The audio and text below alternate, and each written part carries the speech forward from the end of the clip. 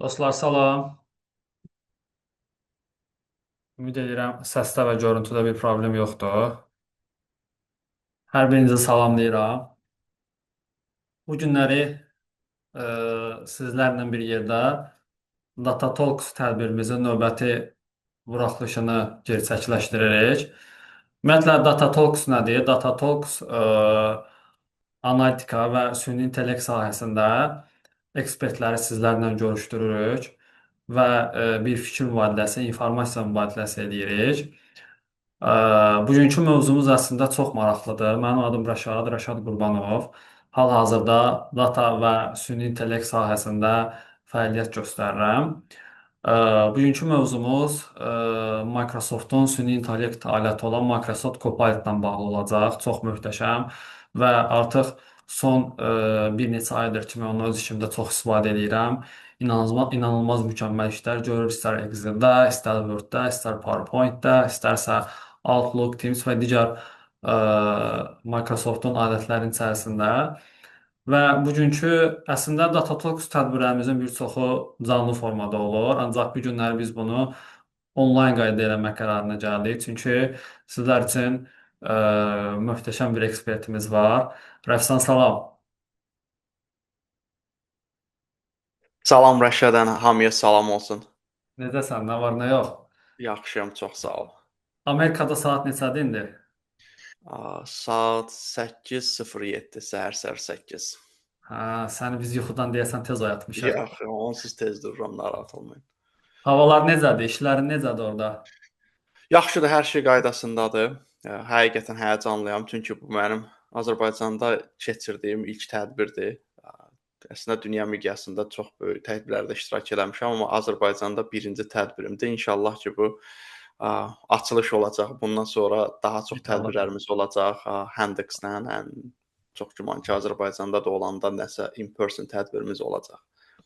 Dostlar, bu gün çıxış edəcək Rəfsan. İndi Rəfsan özü haqqında detallı məlumat verəcək və mən qısa şəkildə deyə bilərəm ki, bu tədbirdən öyrənə biləcəyimiz hədsiz dərəcədə çox şey var və xüsusilə Rəfsanın təcrübəsindən. Rəfsan Microsoft ekosistemində kifayət qədər böyük təcrübəsi var və ən vacib məsələlərdən biri süni intellekt sahəsində Microsoftun Most Valuable Professional MVP nominasiyasının sahibidir. Gedişi mən moderasiya eləyəcəm. Kimin nə sualı olsa chat bölməsinə yaza bilər və gedişat ərzində bütün suallarınıza cavab verməyə çalışacağıq. Buyur Rəfsan, söz səndədir. Çox sağ ol Rəşad. Mən screen-i share eləyəcəm. Amma gəlin bunu belə eləyək biz. Yəni conversational eləyək. Sizin nəsə sualınız varsa soruşun, mən cavab verim. Çünki bu tamamilə beginner leveldir. Burada əsas məqsəd odur ki, biz Microsoft 365 Copilot app'in özünün nə olduğunu anlayaq, onu necə istifadə edə bilərik. Növbəti görüşlərdə daha texnical detallara gedəcəyik. Nə sualınız varsa, istəyirsiniz mikrofonu yandırın, sual verin və yaxud da chatdə sualı qoya bilərsiniz. Mən bir dənə screen share edeyim. Alright. Əla. Görsənir. Screen-də görükür. Birinci əslində mən ümumi bir anlamaq istəyirəm, yəni süni intellektlə bağlı. Yəni ən çox vaxt itirdiyiniz təkrarlanan iş hansıdır? Deyək ki, bu günləri siz iş görürsüz, tutaq ki, ofisdəsiz. Ən çox nəyə vaxtınız sərf olunur? Əgər bunu cavablandıra bilsəniz, çox yaxşı olar. Bu bizim yəni sessiyanın gedişinə də təsir edəcək. QR kodu skan edə bilərsiniz telefonunuzla. Ondan sonra suallara cavab verin. 2 dənə sual olacaq.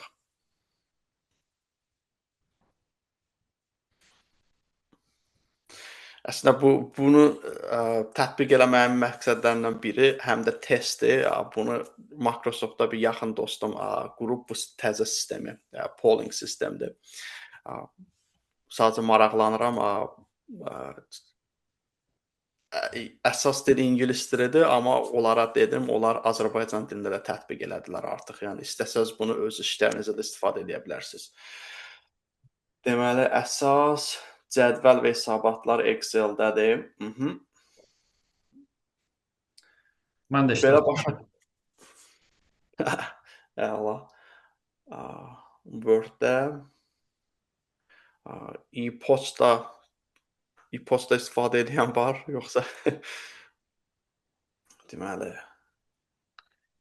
kifayət qədər data analytics üzrə business process falan o işlər üzrə daha çoxdur adam.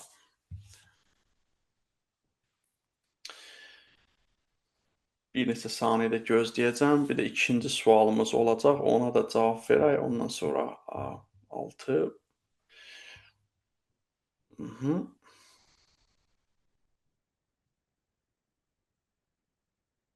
Right.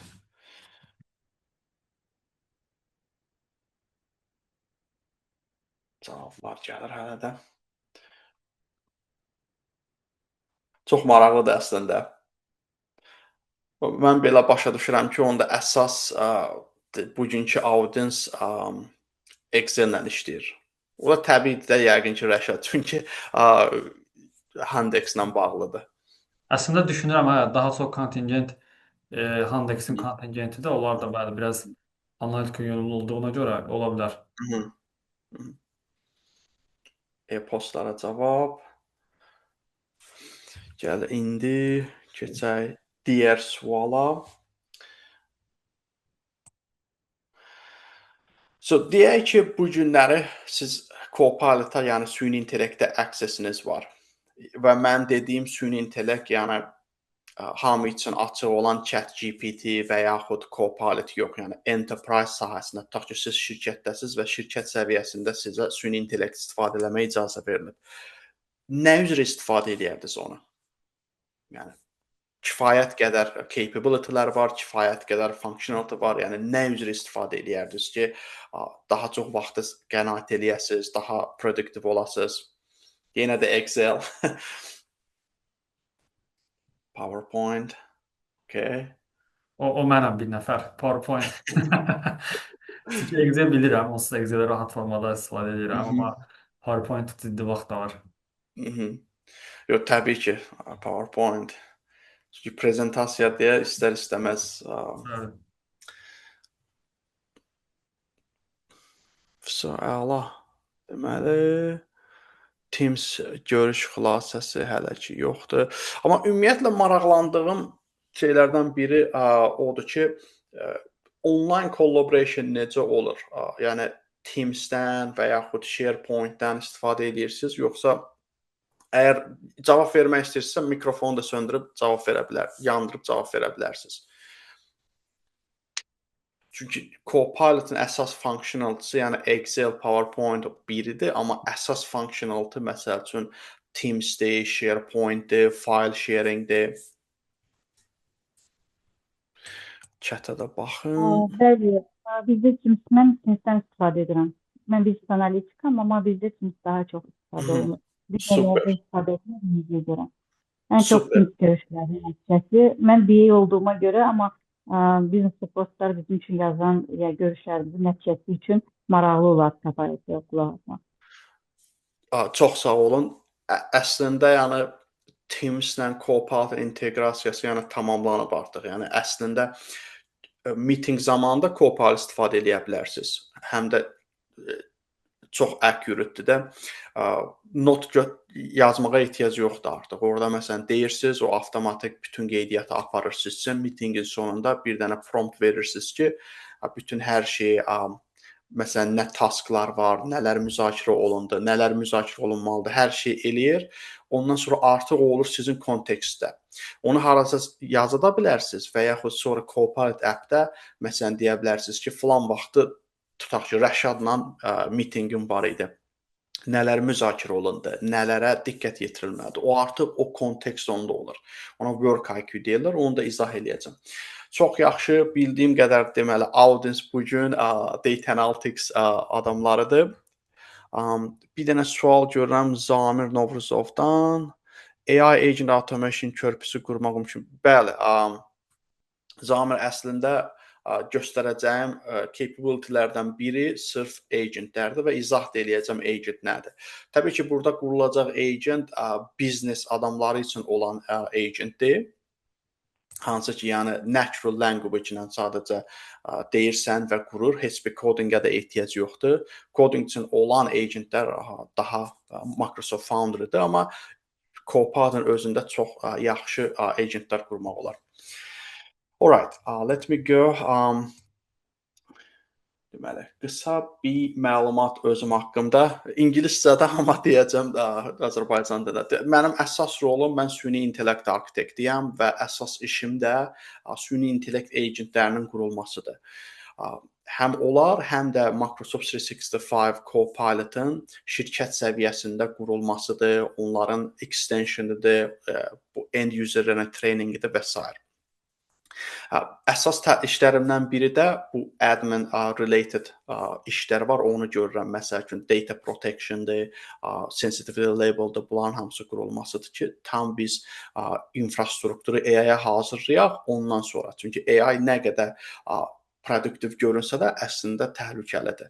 Əgər biz datanı protect edəmirsə, onda Copilot confidential dataya, məsələn, tutaq ki, HR datasına, finance dataya access var. Biz ona əmin olmalıyıq ki, Copilot'un onlara access-i yoxdur.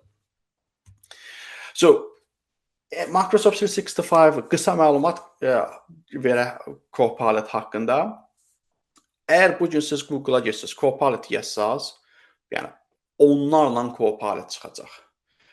Developer üçün olan Copilot var, hansı ki GitHub Copilot. O, məsələn, software qurmaq üçün istifadə olunur. Siz natural language-də yazırsınız ki, məsələn, belə bir web app qururam. Bu web app-da məsələn bu qədər menu olacaq, bu qədər page olacaq və avtomatik o qurur sizin. Amma bugün bizim danışdığımız Copilot isə bu şirkətlər enterprise səviyyəsində olan agentdir. Yəni bunun üçün sizin official work iş yeriniz olmalıdır və iş yerindən sizə bu license olaraq add olunmalıdır sizin hazırki Microsoft license-ınıza. Və o əlavə olunandan sonra artıq bu Copilot-ı siz Teams-də də istifadə edə bilirsiniz, Excel-də də istifadə edirsiniz, Word-də də istifadə edirsiniz və bunun əsas üstünlüyü onun context aware olmasıdır. Məsələn, Teams-də deyəndə ki, mənim kalendarıma bax, 5 gün əvvəl hansı meeting var idi, o avtomatik ona access-i var. Nəyə? Çünki artıq o inteqrasiya olunub sizin datanızla.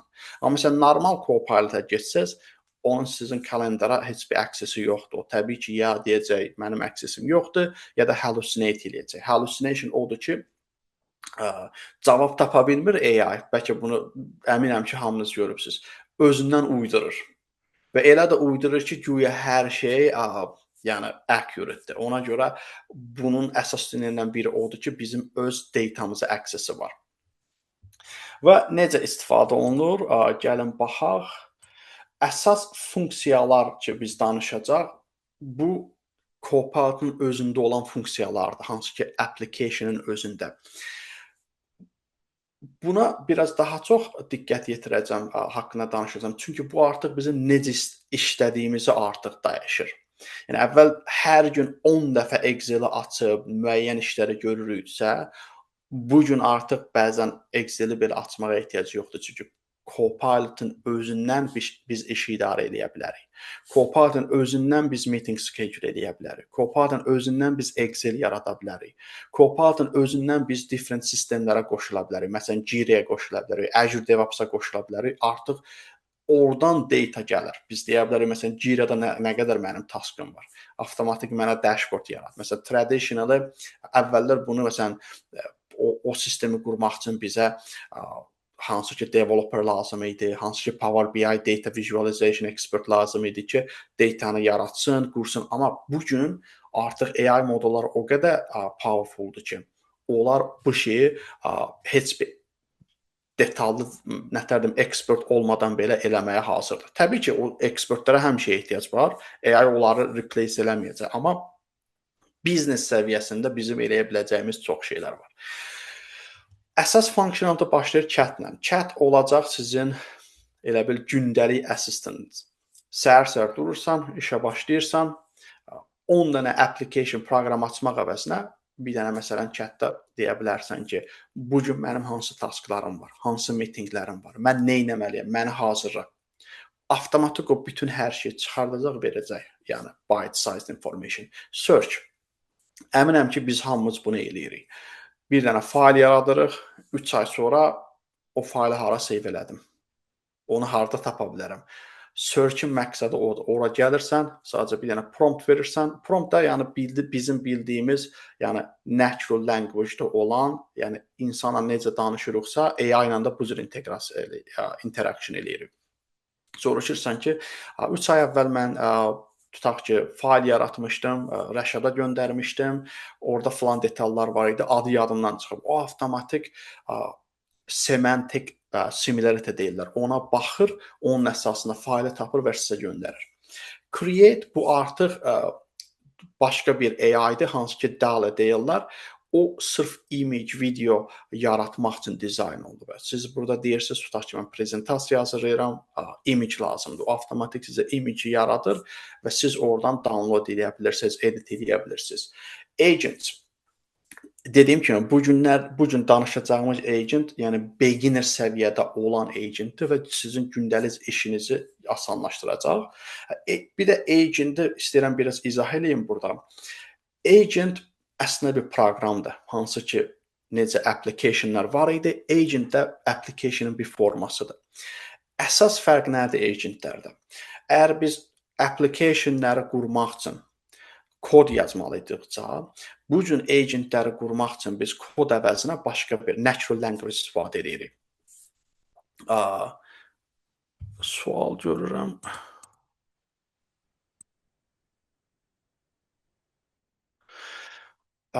Deməli, o natural language əslində backenddə artıq hansı ki, kodu əvəz eləyən bir şeyləri qurur və agent artıq bir tərəfdən AI-ya access-i var, bir tərəfdən də tools. Tools nədir? API call. Tutaq ki, mən deyirəm ki,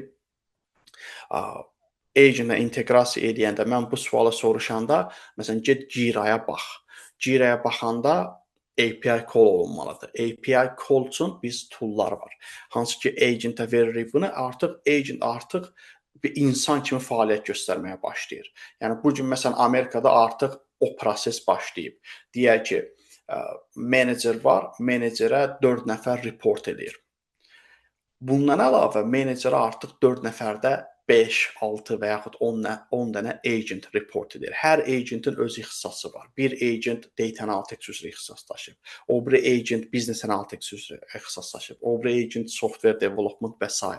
Hər birinin özünün rezümisi var. Hər birinin özünün deməli list of tasks that they can complete. Yəni software developer bu şeyləri eləyə bilər. Amma software developer agent məsəl üçün finance-ə access ola bilməz və s. Yəni bu gün ən əsas danışacağımız bir də cowork-dir. Bu yeni konseptdir. Əslində konsept özü Anthropic'in cloud coworking-dən gəlir. Anthropic də OpenAI rəqib olan şirkətlərdən biridir.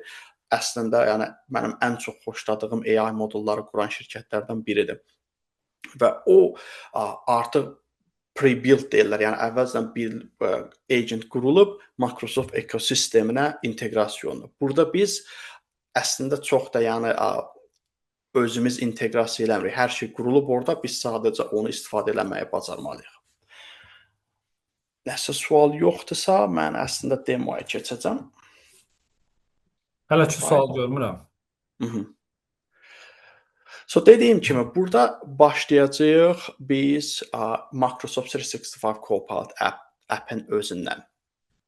Əgər siz, yəni burada mən qısa şəkildə demək istəyirəm ki, bu premium functionality sayılır. Premium functionality odur ki, siz bunu istifadə eləmək üçün bir şirkət səviyyəsində lisensininiz olmalıdır. Yəni tutaq ki, necə Team istifadə eləyirsiniz, SharePoint və s. Onu sizə şirkət lisens olaraq verir. Onun üzərində bir də sizə add-on, yəni əlavə olaraq bu lisens verilməlidir. Yəni individual olaraq tutaq ki, deyək, Gmail akkauntunuz var, Outlook akkauntunuz var. Siz bu versiyanı əldə edə bilməyəcəksiniz.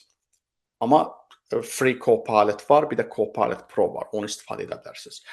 necə görə bilərsiniz bunu? Məsələn, əgər baxsaz, sol tərəfdə aşağı görürsüz, burada yazıb premium. Premium odur ki, mən artıq yəni ən premium capability-lər istifadə edə bilərəm və mənim lisense'ım var. Və burada 2 dənə tab görəcəksiniz. Work and Web. Web odur ki, bu bütün məlumatı webdən gətirəcək. Mənə yəni heç bir kalendarıma aksesi yoxdur. Məsələn, soruşa bilərəm burada. Necə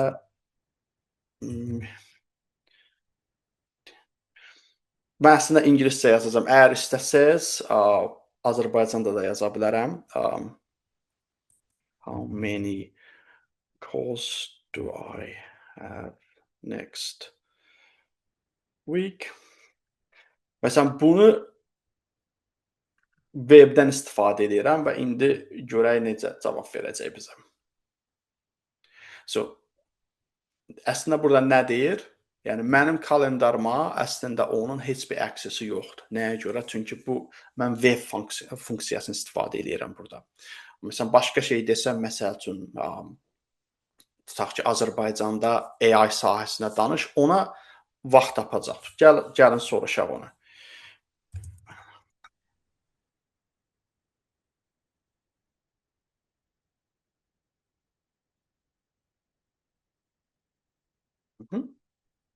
İndi başlayacaq. Burada 2 cür data istifadə olunur. Biri süni intellektin, AI modulların öz trained data. Hər bir AI modulunun özünün training datası var. Yəni trilyonlarla megabayt olan bir data da orada. Bir də web access var. Bəzən web access daha vacibdir. Çünki süni intellekt modullarının training bəzən köhnədir. Məsəl üçün, axırıncı dəfə train olunub 2 il əvvəl. Ona görə bu gün sən soruşsan ki, dünən nə baş verib, o məlumat verməyə bilər. Çünki onun training date yoxdur artıq, keçib 2 il əvvəl. Ona görə bəzən specify eləməliyik ki, web search elə. Məsələn, burada mən soruşa bilərəm ki, web search elə və ən son məlumatları çatdır. Burada bir şey vacibdir ki, biz AI istifadə edəndə yəni onun yaratdığı cavabların kökünə baxmalıyıq. Bu cavab hardan gəlir? Yəni bunu biz elə copy eləyək, bunu istifadə eləyək, bu qəbul edilməz bir şeydir. Biz baxmalıyıq ki, bunu necə yaradıb? Bunu özündən uydurub, yoxsa yəni official saytlardan falan tapıb? Və burada deyəcəm ki, sonda reference və ya citations göstər. Yəni biz əmin olmalıyıq ki, bunun yaratdığı cavab, yəni official, formal bir şey, nətər deyim, source-dan gəlir. Bax, məsələn, burada məsələn görə bilərik ki, bəli, bu Azər News-dən gəlir, bu Fix the AI Gap gəlir. Bəzən bunu belə araşdırmalıyıq. Məsələn, tutaq ki, random bir veb-sayt düz doğrudur, doğru deyil, bunu bilmirik. Amma məsələn, Azərbaycan dövlətinin veb-saytından bir şey gələndə, bəli, o deməli doğrudur.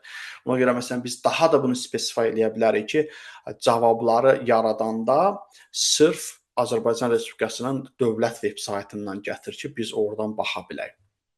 So, məsələn, gördüyünüz kimi bu webdən, öz training datasından gətirə bilir informasiyanı, amma mənim kalendarıma aksesi yoxdur. Amma mən bunu work-a keçirəndə, deyək ki, work. Məsələn, burada soruşa bilərəm. Bu həftə neçə meeting var idi?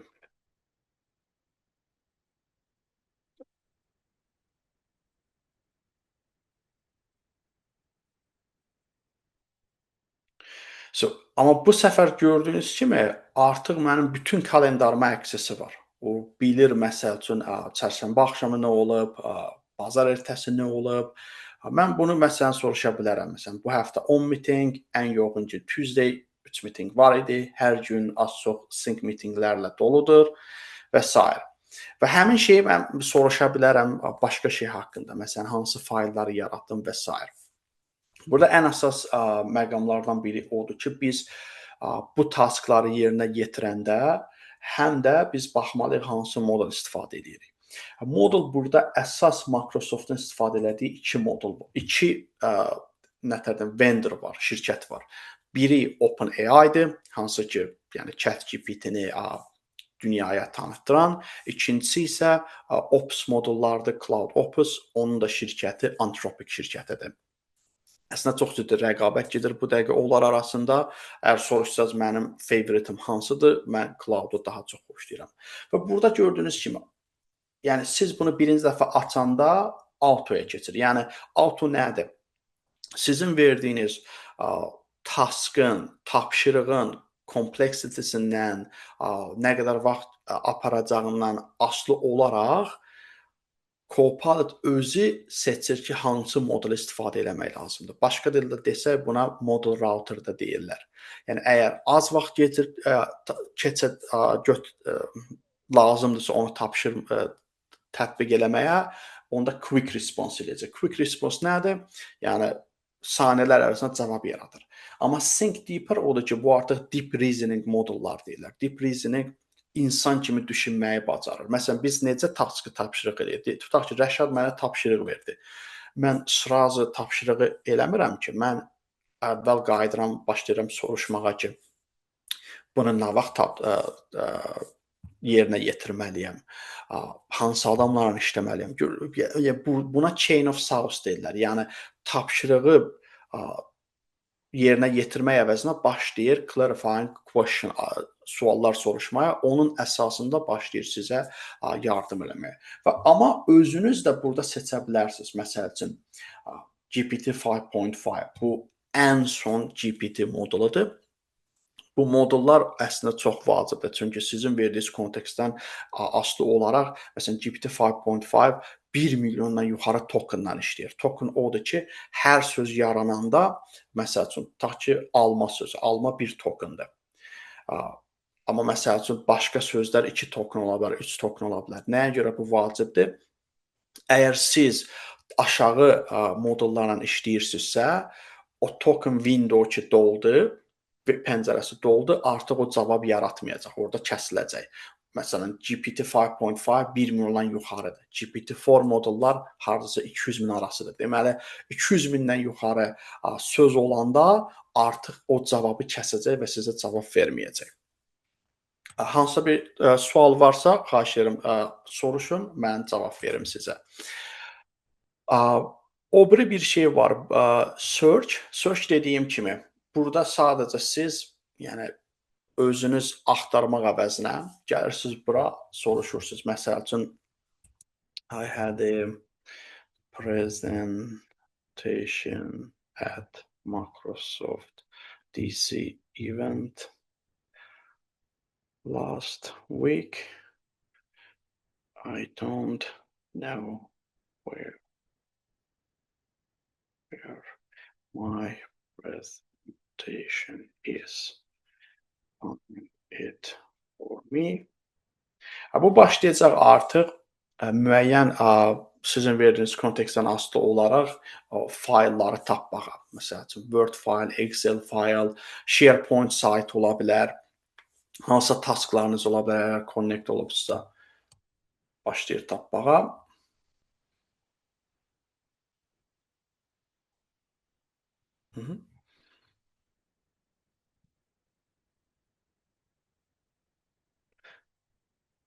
Və gördüyünüz kimi sonda bunu tapdı. No manual moves.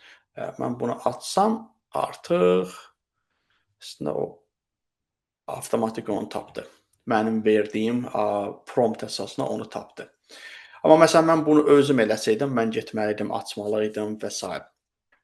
So, burada gəlin keçək indi Cowork. Çünki Cowork məncə yəni ən vacib bir şeydir. Bu dəqiqə əgər istifadə eləsəz və bu sizin əslində lisensinizin bir parçasıdır bunu istifadə eləmək istəsəz. Buna keçməkdən əvvəl sualım var audiensə. Ümumiyyətlə, project management taskları necə yerinə yetirirsiniz? hansısa bir software istifadə edirsiniz, deyək ki, Jira-da, deyək ki, Monday.com-da, Project-də, yoxsa hər şey Excel based-dir?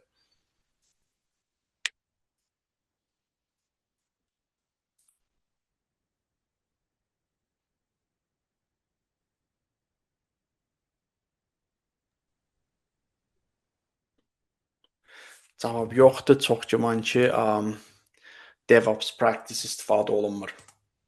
Mən misal göstərə bilərəm. Tutaq ki, bu mənim Jira-mdır.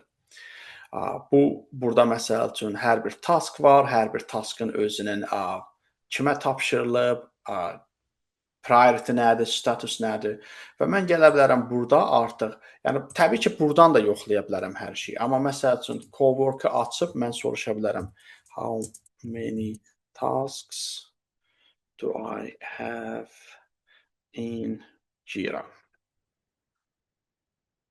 Bu avtomatik mənim Jira-ma qoşulub.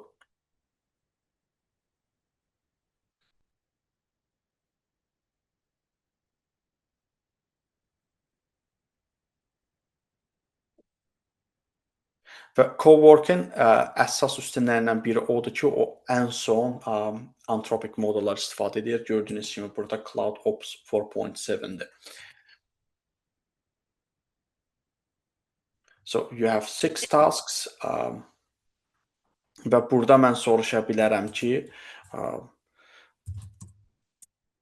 do a deep research and generate a dashboard showing tasks by status. Burada başlayacaq HTML stilində dashboard yaratmağa. Dediyim kimi, məsələn, əvvəllər biz bunu yaratmaq üçün Power BI expertlərə ehtiyac var idi və burada başlayacaq planlamağa. Birinci, researching Jira data. Gedir elə bil ki, Jira-ya sortu göndərir və fetch eləmək üçün başlayır o prosesi. Burada məsəl üçün bir-bir mənə məlumat verir ki, bu prosesi necə yerinə yetirir və bu çox vacibdir. Çünki əgər biz o stepləri görmürüksə, o black box deyirlər. Yəni orada nə baş verdiyini biz tam başa düşə bilmirik. Və burada hər şeyi də izah eləyir. Yəni south process. Let me read the full. Bu mənim əslində proyektin adıdır Jira-da. Project data since it was the large. Ondan sonra there are more tasks in the CS project. Let me get to the next page.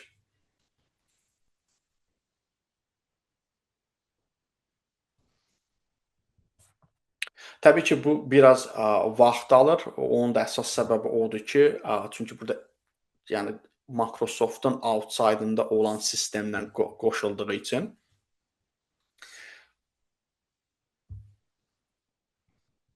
Və gördüyünüz kimi birinci prosesi burada artıq tamamladı, ikinciyə keçirindi, building dashboard.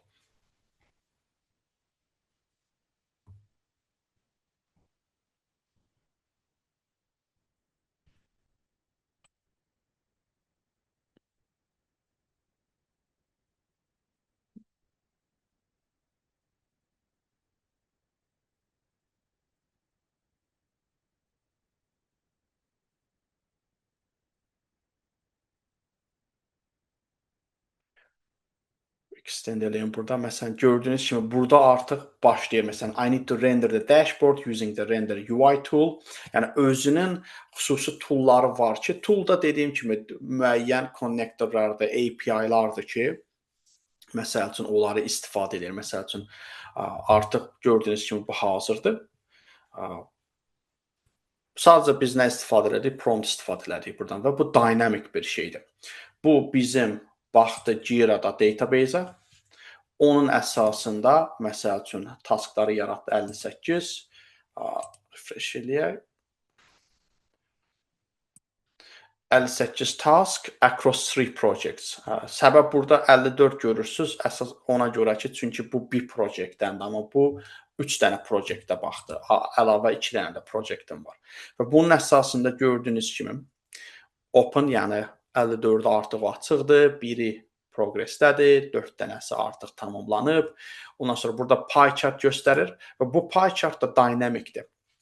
Yəni əvvəllər məsələn AI ilə biz nəsə yaradanda o dinamik deyildi, yəni şəkil formatında idi. Bu isə amma artıq nətər deyim, dinamikdir. Biz hover over eləyə bilərik və görə bilərik statusu. Tasks bas assign və burada göstərir ki, neçə dənə task var. Məsəl üçün özümə yaratmışam. Zurka Hüseynov bu mənim əslində pişiyimin adıdır. Bu da başqa bir random adamdır. Deyək ki, project breakdown və burada da göstərir ki, yəni bu proyektdə 54 task var, o biri proyektdə 4 dənə task var. Deyək ki, bunu yaratdı. Super cool. Buradan nə edə bilərik? Məsəl üçün, buradan baxa bilərik ki, hansı tasklar delay olunub. Məsələn, mən burada yaza bilərəm ki, əlavə HTML formatda e-mail yarat və Rafsana göndər. Bu artıq başlayacaq e-mail düzəltməyə və e-mail göndərəcək Outlook-dan istifadə eləməklə. Gördüyünüz kimi burada mən nə etdim? Copilot app istifadə eləməklə Jira-ya getməyə ehtiyac qalmadı. Və Jira-da mən bu məlumatı almaq üçün dashboard qurulmalı idi, analiz eləməliyim. Burada bir proqramla hər şey elədi. Və bundan sonra isə mən artıq deyə bilərəm ki, hansısa məsələn tapşırıqlar gecikibsə, avtomatik buradan deyə bilərəm ki, məsələn Rəşada artıq e-mail göndər, onun taskları ilə və izah elə ki, müəyyən tədbirlər görsün ki, tasklar vaxtında tamamlansın. Və burada istifadə olunacağı bir şey skill-dir. Onun əsas adı skill-dir. Skill nədir? Skill AI-ya procedural knowledge verir. Yəni AI artıq nəyi proses eləyəndə özündən uydurmaq əvəzinə ona baxmalıdır və onun əsasında artıq nəsə yaratmalıdır. Və burada gördüyünüz kimi əslində bunu yaratdı.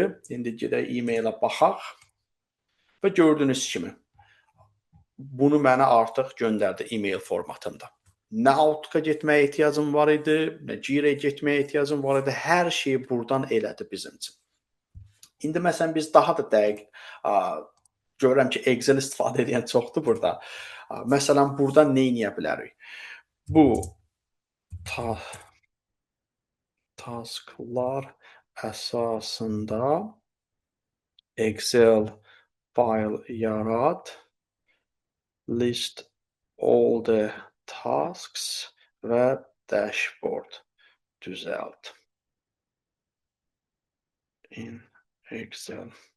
Bağışlayın, qatışdırıram Azərbaycan ingilis dilini. Əgər kiminsə sualı varsa, feel free to ask. Yəni dediyim kimi gəlin bunu conversation eləyək. Aytan xan buyurun. Salam, bir sualım var. Jira ilə belə bir inteqrasiya mövcud olsun deyə Jira-nın versiyası cloud versiyada olmalıdır, yoxsa belə bir tərəfi? Bəli, cloud versiyasında olmalıdır.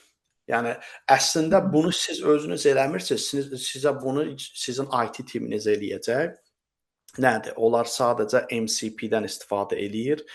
Bu yaradan müddətdə istəyirsiniz mən göstərim sizə. Deməli, alright. Deməli, bura baxsaz indi. Dediyim kimi bunu siz eləmirsiniz, bunu sizin IT timiniz eləyir və burada da nədir? Rafsan Copilot-u görürük biz. Deyəsən Okay. ancaq Copilot paylaşmısan. Hadi bir dənə window paylaşmışam ona görə. Bu yaradır. Bu yaradan müddətdə qoy mən stop sharing eləyim.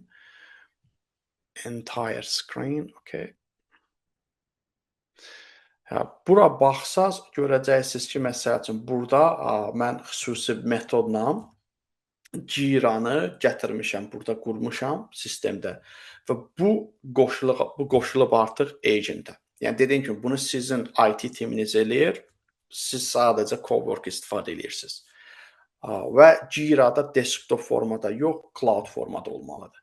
Və burada əsas şeylərdən biri odur ki, mən AI-ın Jira necə istifadə eləməyini burada yazıram. Məsələn, deyirəm ki, manage Jira issues including search, yəni Jira tasklarına baxmaq, yaratmaq, update eləmək və s. Hamısını burada deyirəm və AI artıq agent bunu istifadə nəsə eləmək istəyəndə öz başına heç nə eləmir. Baxmalıdır buna birinci, burada mən nə demişəmsə onun üzərində eləməlidir. Öz başına heç nə eləyə bilməz. Right. Aytan xanım, ümid edirəm cavab verdim. Əgər nəsə lazımdırsa daha da artıq explain eləyə bilərəm. Təşəkkür edirəm. Jira bir forma idi. O biri forma məsəl üçün burada monday.com-dur. Monday.com istifadə olunursa, eləyirsə, məsələn bu da mümkündür. Bu da Jira'ya oxşar bir şeydir. Məsələn mən daha çox xoşlayıram ona. Amma tam nətər deyim, DevOps experience şeyi vermir, nətər deyim, experience vermir. Eyni şey Azure DevOps-dan da eləyə bilərsiniz. Burada da tasklarınız varsa, Cowork-la rahat inteqrasiya olunur. Orada soruşursunuz, məsəl üçün bu taskı at. Məsələn, mən nə məsləhət görərəm? Əgər project management sahəsində çalışırsınızsa, project planınız varsa, tutaq ki, project specification, siz nə edə bilərsiniz? Siz gələ bilərsiniz Cowork-a, onu upload edirsiniz. Deyirsiniz ki, bu mənim project specification'ımdır. Yəni project nə haqqındadır, nə vaxt çatdırılmalıdır və s. Bu da mənim team memberlərimdir. Tutaq ki, Rəfsan, Rəşad, Rəfsan xüsus Excel sahəsində, Rəşad tutaq ki, AI sahəsində onların kalendarına bax, onun əsasında Jira'da bütün proyekti mənə qur. O artıq hər şeyi sizin üçün quracaq. Yəni sizin onu manual olaraq eləməyinizə ehtiyac qalmır. İndi burada nə baş verir? Burada həm Jira'ya qoşulduq biz, həm Outlook-a qoşulduq və avtomatik bitsin Excel yaradır mənim taskım əsasında.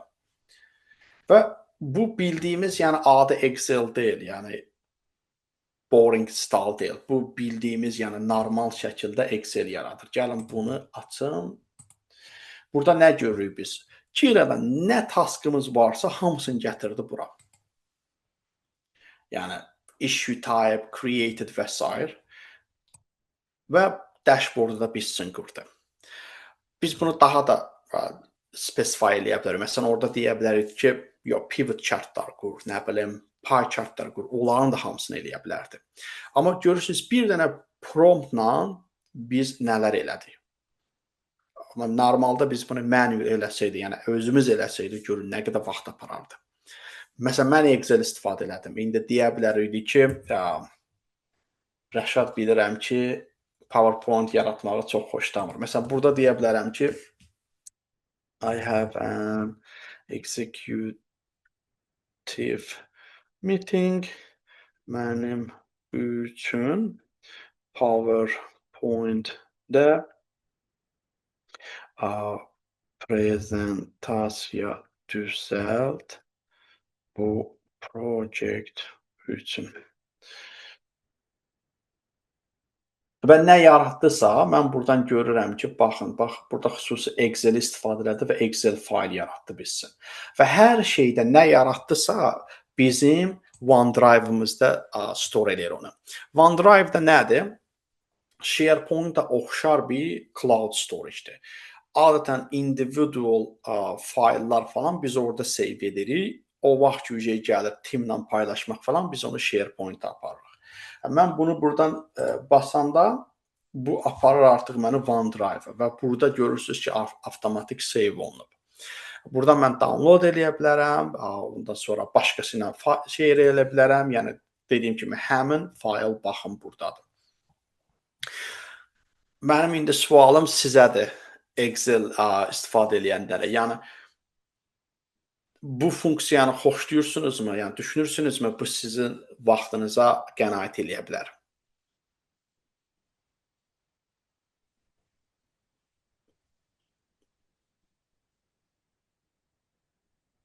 Mən də cavab verə bilərəm, yoxsa? Əlbəttə, Rəşad. Məncə əla bir şeydir. Birinci sual odur ki, bu adını çəkdiyi iki proqramla. Məsələn, biz Task Manager üçün Yandex-də daha çox Asana-dan istifadə edirik. Əvvəlki təcrübəmdə To-Do List, Microsoft-un əvvəllər Wunderlist var idi. Yadındadır o hissə. Yoxsa sonra deyəsən çevrildi To-Do List oldu. O To-Do List. Ona da connection ola bilər. Hə, Hamısına, yəni planner. Bəli, sonra Trello istifadə eləmişəm. İndi hal-hazırda Asana-dan daha çox istifadə edirik. Asana bizim işləri çox möhtəşəm şəkildə görür və bunu ora connection eləmək mümkündür. Əlbəttə, əlbəttə. Asana'nın MSIMP'si varsa, yəni əslində çox şey özü gələcək bura avtomatik. Məsələn, göstərə bilərəm. Bir dənə Rəşad buna Nəzakət xanım sual soruşub, ona cavab verim. Tamam. Amma biz hər dəfə məlumatın doğruluğunu yoxlamaq üçün çek etməliyik. Digər proqramları hansı ki məlumatı çəkir, yoxsa 100% dəqiqliklə məlumat verir. Nəzakət xanım, çox super sualdır. Həqiqətən super sualdır. AI nə yaradırsa biz həmişə onu çek eləməliyik. 100% doğruluq söhbəti yoxdur. Və buna deyirlər responsible AI. Çünki AI necə işləyir? AI probabilistikdir. AI bizim gördüyümüz task əsasında baxır və uyğun rəqəmsal informasiyanı tapır. Səhv də tapa bilər, düz də tapa bilər və onun əsasında artıq bizə yeni bir kontent yaradır. Amma biz onun doğruluğunu bilə bilmirik. Yeganə yol odur ki, bilsin, ya həqiqətən ekspert olaq, bilək ki, bu özündən uydurur. Ən asan yol isə biz soruşmalıyıq ki, nə yaradırsansa, citation yarad. Və o linki aç və oradan məlumatın doğruluğunu yoxla. Bu həmişə olmalıdır. Və bunun əsas fərqi, yəni bizim traditional application development-dan fərqi odur. O kod idi. Yes, no. Yəni eyni şeyi soruş, məsələn, tutaq ki, SQL istifadə edirsən, Excel istifadə edirsən. Eyni formulanı istifadə elə on the same data set, həmişə eyni cavab alacaqsan. Yəni burada başqa şey mümkün deyil. Amma eyni promptu 2 dəfə, 3 dəfə soruş AI-dan, həmişə fərqli cavab verəcək. Yəni 100%-də eyni cavab olmayacaq. Onun üçün bizə vacibdir ki, biz bunu həmişə yoxlayaq. Və bu bir tərəfdən accuracy üçün lazımdır. Bir tərəfdən bu da şirkətin regulasiyanla bağlı ola bilər. Yəni biz deyə bilmərik ki, bunu AI yaratdı, onun problemidir. Yox. O nə yaradırsa bizə məxsusdur. Çünki biz istifadə edirik. Əla sualdır. Xahiş edirəm. Əlavə suallarınız varsa deyin. Mən bildiyim qədərilə ümumiyyətlə bütün süni intellekt alətlərində mən daha çox Copilot istifadə edirəm. Elə Copilot app açsan orada görünür, yazılır da orada özü bildirim verir ki, AI generate may be incorrect. Yes. Məsələn, adətən onu məsəl üçün aşağıda yaradanda, məsələn, yazır ki, avtomatik orada çıxır. O da nədir? O deməkdir ki, mən bunu yaratdım, amma sən bunu yoxlamalısan. Deməli, bunu yaradır. Bəzən dediyim kimi çox vaxt aparır. Məsələn, burada prosesə baxa bilərik. I need to use the PPTX. PPTX, yəni PowerPoint-in o sonunda olan .file növünü göstərir. Görürsünüz, avtomatik özü artıq fikirləşir ki, mən necə eləməliyəm. Məsələn, ona hər şey izah eləmək məcburiyyətində deyildim. Mən sadəcə dedim ki, mən prezentasiya hazırlamaq istəyirəm. Bu data əsasında mənə prezentasiya hazırla. Görürsünüz, data nə qədər vacibdir bizim öz sistemimizə qoşulmağımız. Yəni biz bunu gedib adi ChatGPT eləmək üçün Jira-nı necə qoşa bilərdik? Ən rahat yol ola biləcəkdir ki, biz Jira-nı Excel formasında eksport eləyirik, sonra gəlirik ChatGPT-yə və ChatGPT-də upload eləyib onun əsasında nəsə soruşuruq. Amma o özü də problemdir. Nəyə görə? Çünki biz iş məlumatların heç bir halda məsələn, şəxsi ChatGPT istifadə eləməməliyik. Nəyə görə? Çünki ona qarant yoxdur ki, bizim məlumatlarımız oğurlanacaq ya yox. Yəni ona hansısa bir free option sizə o şeyi demir. Onun üçün biz məcburuq ki, enterprise səviyyədə olan sistemlər istifadə edək və burada biz baxsaq, məsələn, bu shield görürsünüz, bu icon Enterprise Data Protection. Bu o deməkdir ki, bizim şirkət səviyyəsində istifadə elədiyimiz məlumatlar heç bir halda AI modelin treyningində istifadə olunmur və yaxud bizim tenantımızı tərk eləmir. Deməli, bunu yaradır indi. Bəzən bu vaxt ala bilər, buna qayıdacağıq. Əlavə nələrdən danışmaq istəyirəm? Burada deməli, researcher analyst agentlər var. Bunlar pre-built agent deyirlər. Yəni, Microsoft bunu qurub və artıq Copilot-ın bir hissəsidir. Əgər sizin accessiniz varsa, Copilot-a işdə, bunları görmürsünüzsə, IT ilə əlaqə saxlayın, çünki bəzən bunları onlar söndürür. Siz onu soruşa bilərsiniz, onlar bunu aktiv eləyə bilər sizə. Rəşad, sualın var? Yox, hələ ki. Əslində məndə suallar var, prosta axırda verəcəm. Hə. Yığmışam əvvəlki təcrübələrdən. Ən sonda danışarıq fayda. Researcher nədir? Researcher sizin deep research eləmək istəyirsinizsə, yəni o taskı verirsiniz. Bu düşünün ki, sizin Azərbaycanda nə deyirlər? Müşavir deyirlər də, yəni hansısa bir proyektdə başlayanda onlar research eləməlidir falan. Bunu siz belə nəzərdə tutun. Və burada əsas üstünlərdən biri nədir? Bura baxsaq, kritik var, model console var, cloud var. Kritik odur ki, AI cavab yaradanda bilsin, OpenAI yaradır, cloud həmin AI-ın cavablarını nəzərdən keçirir və feedback verir ki, bu yaxşı oldu, bu pis oldu və s. Məsələn, gəlin bir sual verək. Mənə Pythonda AI ilə bağlı market axtarışı et. İndi mən bunu researcher də eləyəcəm. By the way, siz burada nə edə bilərsiniz? Mikrofonla da istifadə edə bilərsiniz. Mən çox vaxt əslində mikrofon istifadə edirəm. Çünki yazmağa o qədər həvəsim yoxdur. Bir də mikrofonla olanda mən yəni öz fikirlərimi daha yaxşı bölüşə bilərəm. Və burada gördüyünüz kimi bu sırası cavaba başlamadı. Başlayır məndən sual soruşmağa. Mənim anladığım odur ki, Azərbaycan süni intelleklə bağlı bazar araşdırması aparmağımı istəyirsiniz. Dəqiq ehtiyacınızı qarşılamaq üçün araşdırmanın fokusu nə olsun? Araşdırmanın məqsədi nədir? Zaman çərçivəsi varmı? Görürsüz, yəni bu artıq real intelligence-dir. Yəni mənim verdiyim sual əsasında başlayır özü sual verməyə və burada mən suallara cavab verəndən sonra deyə bilərəm. Tamam, short formada olsun, 1 və yaxud 5 səhifə və yaxud longer. Burada məsələn deyə bilərəm ki, focus olsun agentic AI. Hit send. Bu deep reasoning modulları istifadə elədiyi üçün bəzən bu 20 dəqiqə, 30 dəqiqə çəkə bilər. Yəni əvvəlcədən sizə deyim, yəni bu vaxt aparırsa o demək deyil ki, nəsə ilişib qalıb orada. Yox, sadəcə o qədər dəqiq research aparır ki, ona görə o prosesi tamamlamaq bəzən vaxt apara bilər. Bu researcherdir. Bunu dediyim kimi, bu research işləri üçün. Amma siz Excel istifadə elədiyiniz üçün mən əslində bunu duplicate edeyim. Burada eyni vaxtda analizi də göstərəcəm. Cowork-a baxaq. Cowork-da bir dənə qaydım göstərim. PowerPoint prezentasiyanı gördüyünüz kimi burada mən baxsam. Prezentasiya hazırdır.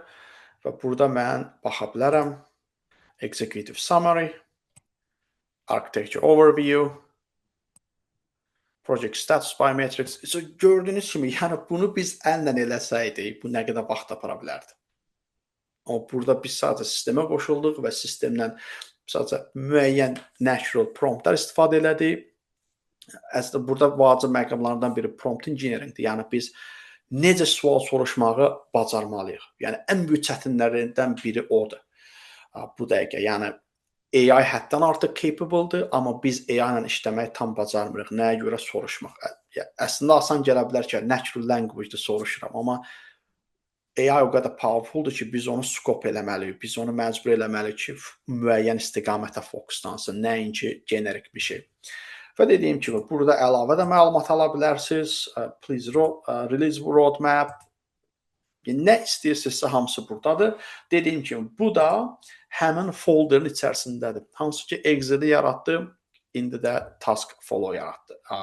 Executive review hazırladı. Və əlavə, burada mən bir dənə də sual verəcəm. Mənim üçün fancy HTML web yarat. Web yarat. Bu dashboard Ortaları ora yüklə. Burada mən HTML də istifadə edə bilərəm. Məsələn üçün prezentasiyanı qurtardı. İndi mən gəlin soruşum burada. Bu artıq məsəl üçün bu necə istifadə edirsiniz? Dediyim kimi iş artıq dəyişir. Biz əvvəl məsələn bir taskı tamamlamaq üçün tutaq ki Excel-də Excel-i açmalıydıq, hər şeyi yaratmalıydıq. Amma artıq o proses özü dəyişib. Biz eyni vaxtda multiple taskları yerinə yetirə bilərik. Məsələn, Excel-də prompt verirsən, gözləməyə ehtiyac yoxdur. Get Word-ə, get PowerPoint-ə, get Copilot-ə və s. Dediyim kimi bura gələk və burada başladı. Considering looking for customer budget insights, opening report. Və bu nədir? Buna deyirlər chain of thoughts. Bu artıq araşdırmanı bizə izah edir. Niyə görə bu vacibdir? Çünki biz bunu görməliyik ki, biz əmin olaq ki, bu cavabı necə yaradıb, nəyin əsasında yaradıb. Başlayır. Starting to pull together relevant resources. Birinci elədiyi iş odur ki, nə saytlara baxmalıyam, nə informasiya tapmalıyam ki, bunu yaradım. İkinci, considering market research variables. I'm reviewing various elements for the agentic AI market in Azerbaijan, including its adoption, both public and enterprise sector. So you see, clarifying agentic AI scope, defining agent, hər şeyi öz üçün başlayır o prosesi qurmağa.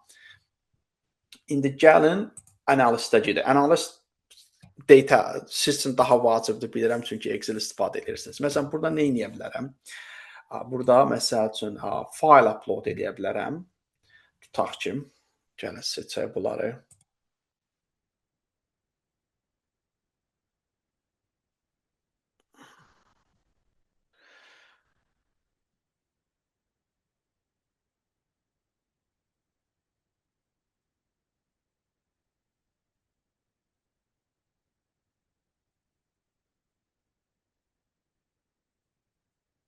Və burada başlayacaq artıq Python kod istifadə eləməyə. Əslində nə baş verir? Məsələn, magic deyil əslində, yəni nətər deyim, öz başına getdi, yaratdı, yox. O traditional sistemləri hələ də istifadə edir. Yəni bu analist olduğu üçün bunu düşünün ki, sizin timinizdə, yəni peşəkar data analytics var. Siz ona taskı verirsiniz, o Python-ı super bilir, SQL-ı super bilir, Excel-ı super bilir və başlayır o toollardan istifadə eləməklə analytics aparmağa və sonda sizə nəticə verməyə. Gəlin qayıdaq. Bura görə bu biraz vaxt alacaq mən dediyim kimi. İndi gələk bura. Burada da proses başlayıb. Gördüyünüz kimi eyni vaxtda mən multitasking eləyirəm. Əvvəllər multitasking mənfi bir şeydir. Çünki adamın konteksti nətər deyim, context switching yaxşı bir şey deyildi. Amma indi burada nə edirəm? Mən sadəcə gəlirəm, promptu verirəm, gedirəm başqa bir iş görürəm. Sual var. 2 sual var Rəfsan. Afsanə xanım soruşur. Copilot kimi sistemlərə gələcək üçün hansı işləri tam əvəz etməsi real görünür? Birinci sual.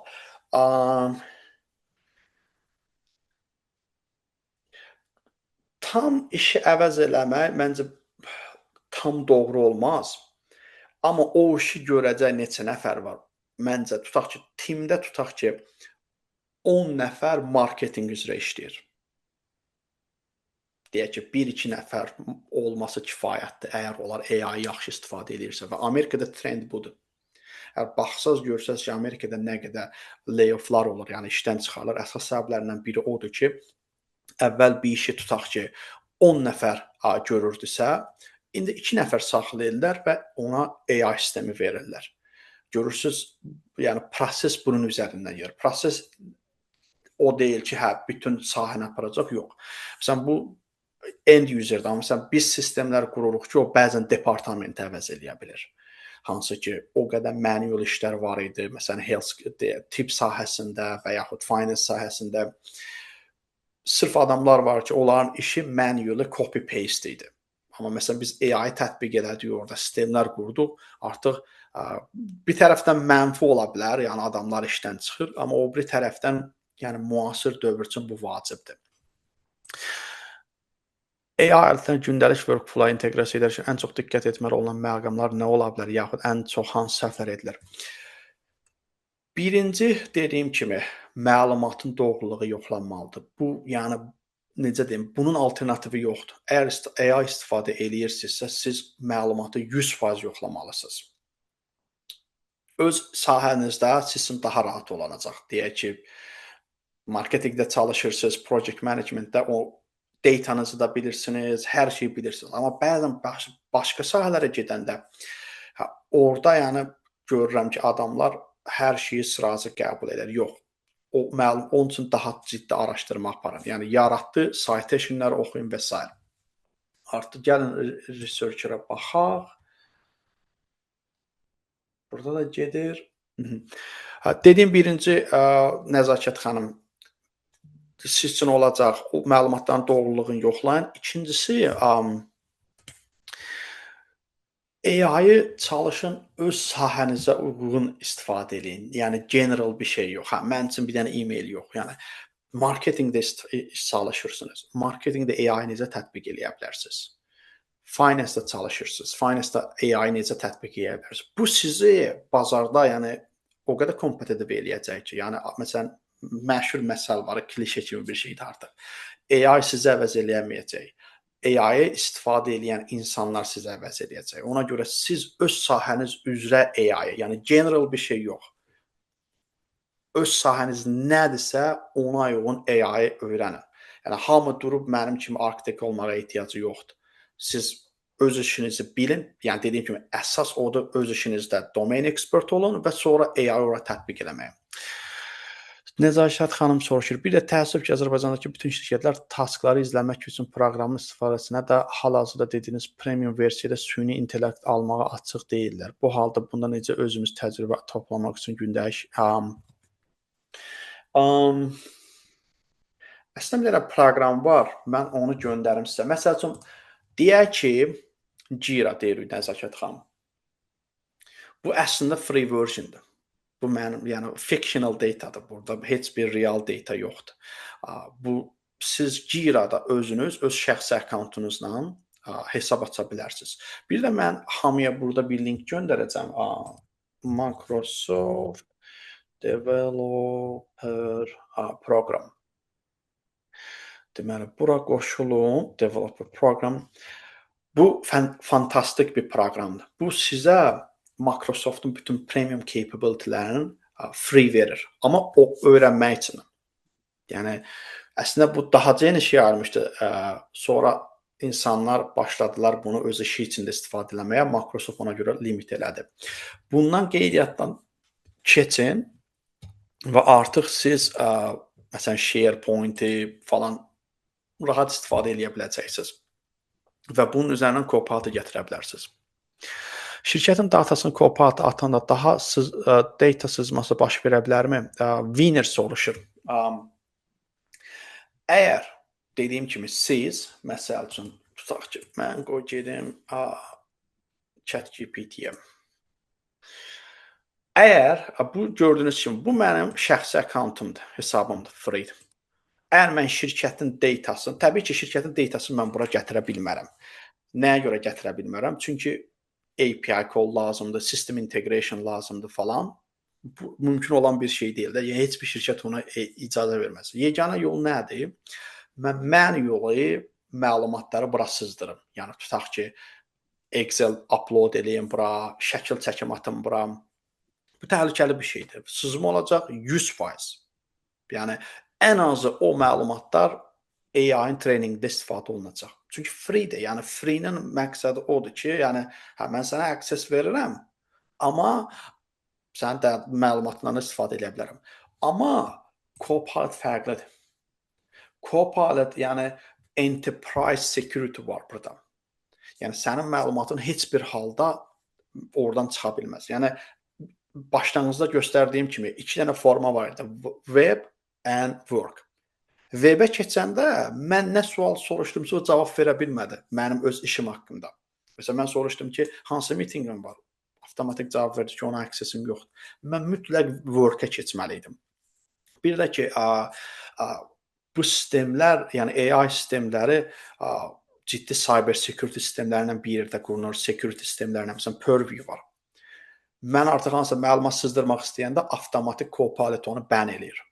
Yəni orada o layerlər var, e-discovery falan var. Orada göstərir ki, məsələn, rəssam filan sualı soruşdu. O artıq müəyyən alertlər yaradır falan. Gəlin dashboarda baxaq. Bu da mənim dashboardum. Gəlin bunu bağlayım.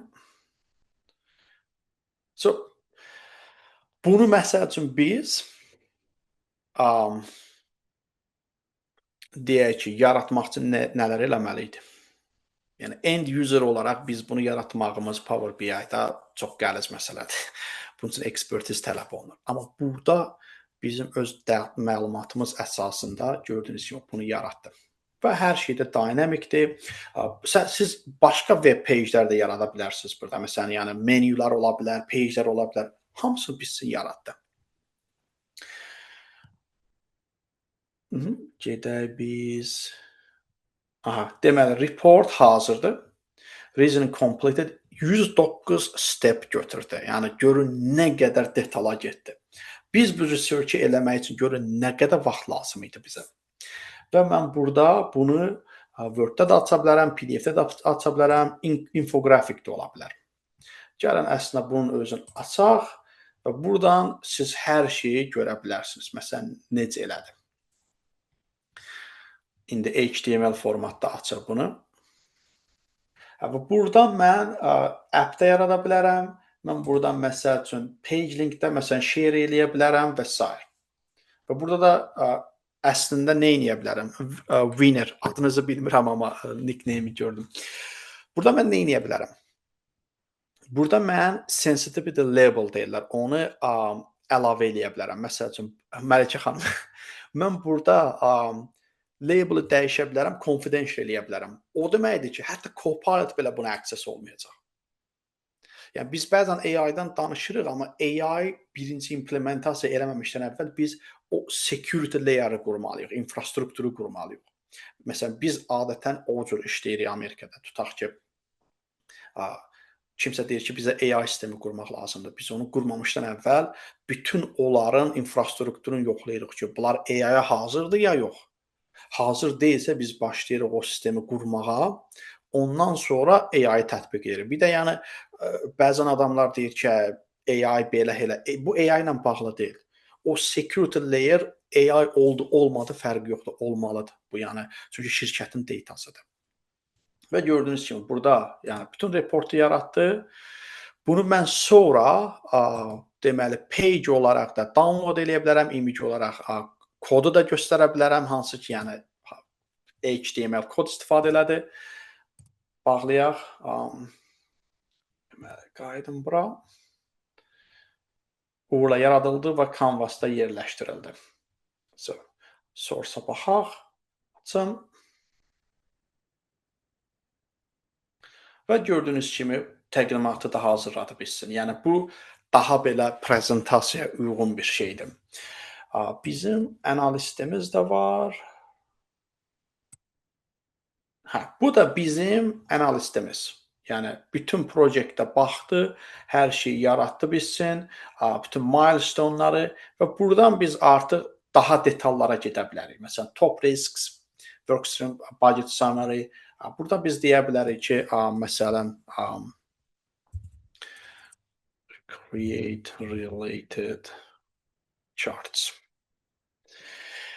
Deməli, bu gördüyünüz kimi analist və researcher agent necə işlədiyini göstərdi. Əlavə bir şey agentlər haqqında olacaq. Məsəl üçün, SharePoint istifadə edən var. SharePoint, site, list, əgər istifadə edirsə, məsələn, xüsusi agentlər var ki, onların əsas işi, məsəl üçün, soruşursunuz ki, mənə SharePoint list yarat. Avtomatik yaradır, əlinə yaratmaq ehtiyac yoxdur. Agentlər nədir? Agent dediyim kimi, siz bəzən adam qatışdıra bilərsiniz ki, niyə mən agent istifadə edeyim, elə Copilot chat istifadə edeyim. Copilot chatdə istifadə edə bilərsiniz, amma bəzən eyni şeyi hər gün təkrarlamaq məqsədində lazım olacaq. Məsələn, tutaq ki, meeting summary yaratmaq lazımdır. O transkripti gətirib chat-ə atmaq əvəzinə siz məsələn xüsusi agent yarada bilərsiniz ki, onun sırf işi meeting summary yaratmaqdır. Və bu agenti yaratmaq özü burada çox rahatdır. Bunu təzə açın. Burada nə edirsiniz? Click new agent və buradan describe eləyirsiniz. Məsələn, bu agent sizə necə kömək eləyə bilər? Məsələn, tutaq ki, əgər kiminsə use case-i varsa, mənə məsələn burada deyə bilər, mən orada izah eləyə bilərəm. Tutaq ki, necə bir agent istifadə eləmək istəyirsiniz? Yəni əslində istəyirsən gəl mən deyim. Məncə bu həm ümumi bir şey ola bilər. Məsəl üçün, insan resursları sayəsində ola bilər və yaxud da satış sayəsində ola bilər.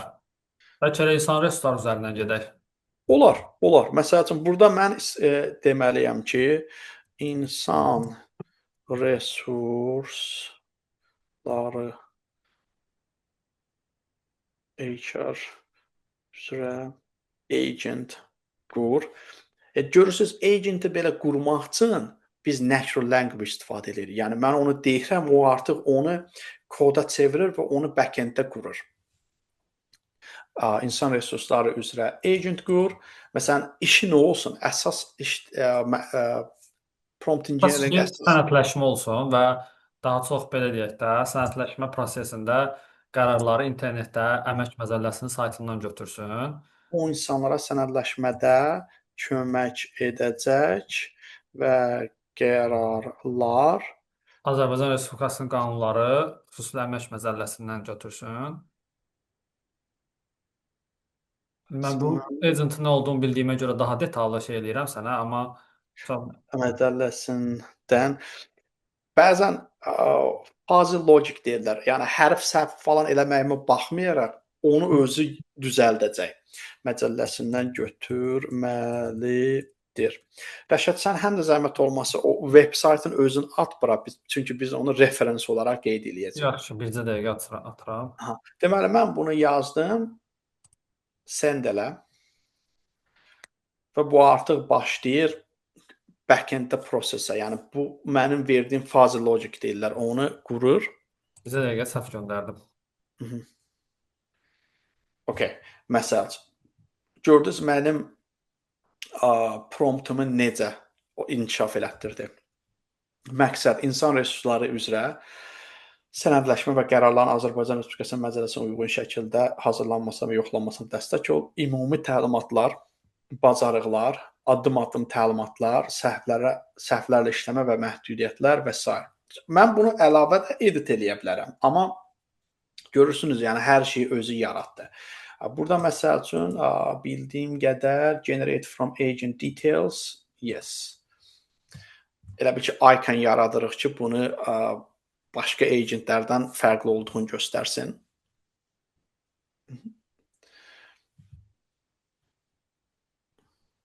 Bu da olacaq website.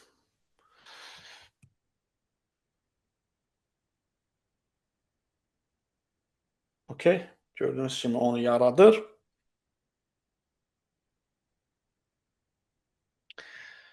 Okay.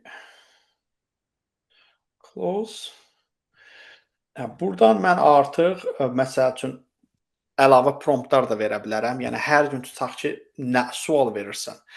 Eyni sualı hər gün vermək əvəzinə mən burada məsəl üçün end userlərin həyatını asanlaşdıra bilərəm. Məsələn, bu UX experience-dir. Məsələn, ilk sual məsələn adamlar nə soruşur, biz onu burada cavablandıraq. Şablon suallar, hə? Necə? Şablon suallar. Bəli.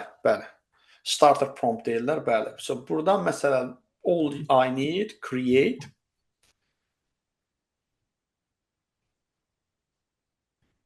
go to agent.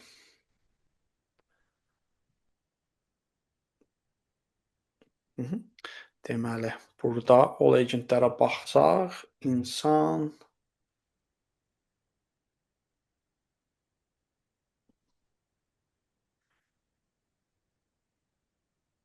Bir dəqiqə mən təzədən soruşum. Məncə save eləmədi elə bil, yoxsa yox? Create Məncə yox. İnsan resursları üzrə agent qur və o suallara website hardaydı? Okay. Yes.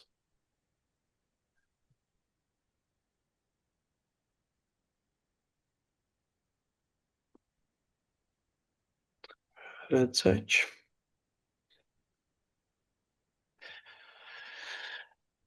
Babək soruşur, AI agent tüm qurma özəlliyi yoxdur burada. Biz vəzifələrini deyək, end-to-end bütün prosesləri AI agentlər özləri etsin, bir-birlə əlaqəyə keçərək.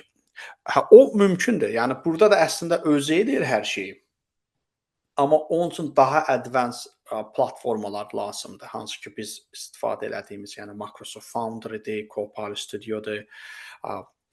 Tam yəni end-to-end prosesi qurur, amma tam orada deyil. Yenə də siz müəyyən inteqrasiyanı falan özünüz eləməlisiniz. Hələ tam o səviyyəyə çatmayıb ki, özü sıfırdan sırf agent qursunuz. Siz məsəl üçün onu eləmək üçün gedəcəksiniz Visual Studio Code-a, orada GitHub Copilot istifadə edib agentləri quracaqsınız. Amma sonda siz o şeyləri özünüz nəzarət eləməlisiniz. Məsələn, gördüyünüz kimi, məsələn, veb saytı qurdu. Burada əvvəlki kimi qeyd elədi. Gəlin try it eləyək. Məsələn, sual verək. Rəşad, nə sual verək?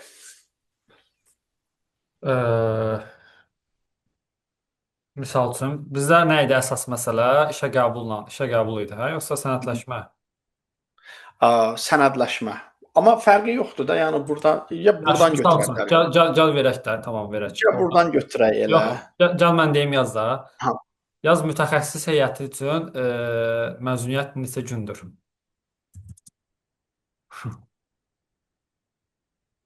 Məncə məcəlləsinə var. Mən müəyyən müddət HR işləmişəm, amma orada da hesabatlıq işində olmuşam, düzdür. Ancaq hesabat olmuşam. Hı -hı.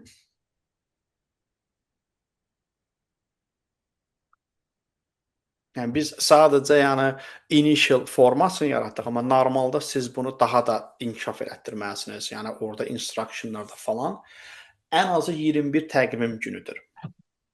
Elədir, amma 21 Bunu mən bildiyim qədərilə indi yəqin ki aramızda var HR dostlar fəhlə kateqoriyası üstündə, amma 21 gün deyə bir şey var məcəllədə. gəlin bunu search eləyək burada. Control F. Aha. Müəssisə yox, bu bizə lazımdır. 21 çoxdur, biz sadəcə tapmalıyıq. Məzuniyyət. Məncə məzuniyyət yazsan daha yaxşı olar elə. Hə. Gəlin bura baxaq. Təsbit olunmuşdur. Daha ətraflı baxa bilərsiniz. Belə agentin səhv cavab vermə şeyi var, ehtimalı var. Əlbəttə, əlbəttə ona görə, yəni Referans versək Aytaç də. xanım cavab verdi. Bəli, 21 fəhlədir, mütəxəssis. Gəlin onu soruşaq. Bəs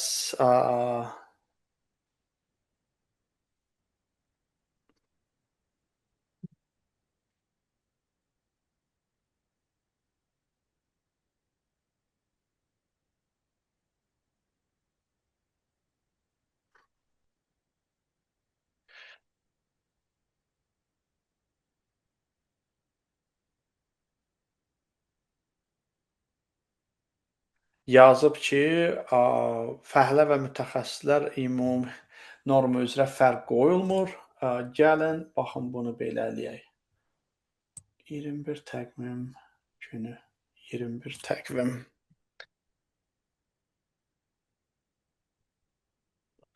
Aha.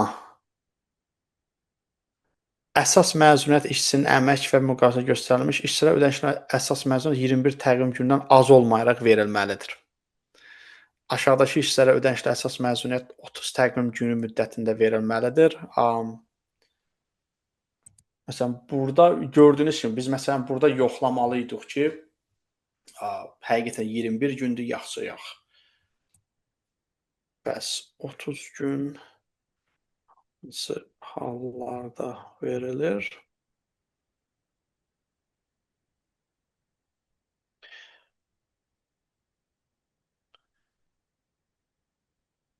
Aha, baxın burada yazır ki, məsəl üçün artırılmış əsas məzuniyyət sayılır. 30 gün dövlət hüququnun bir çox vəzifələri, rəhbər və məsul vəzifələrdə iş stajına görə, əmək xarakterinə görə qanunlara ayrıca göstərilir və s. So 21 gün standart minimumdur. 30 gün xüsusi status, təcrübə və ya sahəyə görə. Ya gördüyünüz kimi burada sırf istifadə elədiyi veb-sayt ancaq burdandır. Amma məsələn biz agent qurmayanda istədiyi veb-saytı istifadə edə bilər. O da hallucination-a gətirib çıxara bilər. Rəşad, məncə istəyirsən suallara keçək, mən cavab verim. 6-cı Burada gündə. yuxarıda bir sual qaldı. Gəl istəyirsən ona baxaq. Sual nədir? Əfsanə xanım veribdir. Ümumiyyətlə AI alətlərinin sürətlə inkişafını nəzərə alsaq, gələcəkdə ən çox üstün bacarıq texniki bilik olacaq, yoxsa düzgün prompt və ya qərar vermə bacarığı? Belə bir sualımız var. Birinci olacaq, yenə dediyim kimi, sizin domain ekspert olmağınız sahəniz üzrə. İkinci olacaq, yəni proqraminqi bilməyiniz falan yaxşıdır. Əgər yəni tutaq ki, o sahəyə keçmək istəsəniz, yəni developmenta falan. Amma mənim tövsiyəm odur ki, prompt engineeringi öyrənmək daha vacibdir. Prompt engineeringdən də əlavə context engineering, yəni prompt engineering əslində vacibdir, amma context engineering daha vacibdir. Yəni biz AI-ya hansı məlumatları veririk? Əgər AI-ya elə adi məlumat versək, təbii ki, cavab yaxşı olmayacaq. Ona görə context engineering daha vacibdir. O haqqda məlumatı göndərim sizə. Xüsusən agent development-da o ən əsas məsələlərdən biridir. Deməli, Rəfsan, məndə burada bir neçə sual var. Hı -hı. Ümumi suallardır, istəyirəm onlara da cavab verəsən. Ümumiyyətlə, Copilot istifadə edəndən də sən neçə ildə artıq başlamısan bu vəzifəyə? Süni intellekt arxitekti. Yəni vəzifə olaraq hardasa bir 3 ildir, amma ondan əvvəl də artıq yəni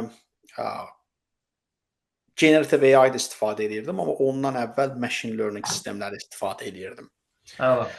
Bəs yaxşı, bu Copilot istifadə edəndən işinin hansı hissəsində sənə daha çox lazım olur? Misal üçün, əvvəl mail yazmaqda çətinlik çəkirdin, artıq sən mail yazırsan, hesabat hazırlamaqda.